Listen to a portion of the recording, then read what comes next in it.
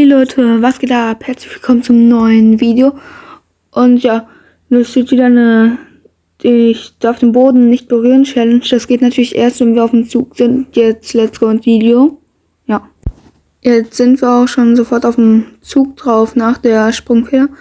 Ja. Und jetzt fängt die Challenge an. Ich würde sagen, ich darf nur ein Board benutzen. Ja. Jetzt bekommt ihr auch einen kleinen Zeitraffer eingeblendet und lasst ein Like und Abo da. Ihr bekommt doch keinen Zeitraffer, weil jetzt einfach kein Zug mehr kommt. Und ciao, könnt gerne liken und abonnieren und ja, bis zum nächsten Video. Ciao.